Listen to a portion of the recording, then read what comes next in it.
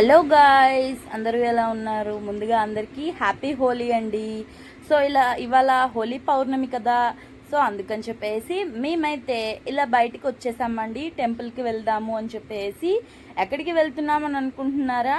మేమైతే ఇప్పుడు జస్ట్ అయితే కల్లూరు అయితే వచ్చేసామండి. ఇక్కడ నుండి నెమలి వెళ్తున్నాము. అండ్ మా ఊరు నుండి నెమలి వచ్చేసి 40 నుండి 45 కిలోమీటర్స్ డిస్టెన్స్ వస్తుంది. నేను, మా హస్బెండ్ అండ్ అత్తయ్య గారు, మావయ్య గారు అండ్ మా బాబు కూడా 5 మెంబర్స్ వెళ్ళాం మా కార్లో. మేమైతే ఏదైనా ట్రిప్ వెళ్ళేటప్పుడు మాత్రం చాలా ఎంజాయ్ చేస్తాము. వెళ్ళేసరికిలా నైట్ అయిందండి. చాలా భయం వేసింది. రోడ్డు అయితే సింగిల్ రోడ్డు, కొంచెం ఒక 10 to 15 కిలోమీటర్స్ అయితే సింగిల్ రోడ్డు. ఏదైనా ఎదురు వస్తే అసలు వెళ్ళలేము, అంత భయం పుట్టింది. అంటే అడ్వెంచరస్ రైడ్ అనే అనుకోవచ్చు.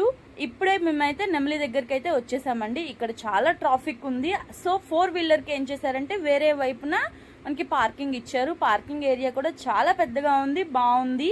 అండ్ 2-వీలర్కి అయితే ఇంకొక వైపు ఇచ్చారు. మేమైతే ఇప్పుడు కార్ అయితే పార్క్ చేద్దామని చెప్పేసి వచ్చేసామండి. ఇది చెప్పాను కదా వీడియోలో, చాలా పెద్ద ప్లేస్ ఇచ్చారు పార్కింగ్కి. అండ్ ఇప్పుడైతే లోపలికి వెళ్ళిపోతున్నాము. ఇక్కడ వెళ్ళే దారిలో అయితే కొన్ని షాప్స్ పెట్టారు. చెప్పాను కదా మా 5 మెంబర్స్ వచ్చాము అని చెప్పేసి. షాప్స్ చాలా ఉన్నాయి. అంటే మిఠాయి కోట్లు కానివ్వండి, బ్యాంగిల్స్, ఫ్యాన్సీ ఐటమ్ అలా. అండ్ ఫైర్ ఇంజన్ కూడా పెట్టుంచారు, ఎందుకైనా అవసరం పడుతుందేమో అని చెప్పేసి.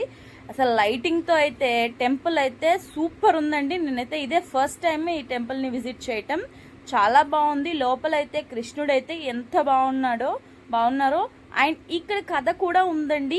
నెమలి శ్రీ వేణుగోపాల స్వామి వారి టెంపుల్ అంటారు. కృష్ణుడి నెమలి ఇక్కడ పడింది అని చెప్పేసి మనకి హిస్టరీ అయితే చెప్తోంది. మీరు ఎప్పుడైనా విజిట్ చేశారా? ఈ మధ్యలో కూడా కళ్యాణం ఉత్సవ విగ్రహాలు ఉంటాయి కదా, అవి కూడా దర్శనం చేసుకున్నాము. Bye guys.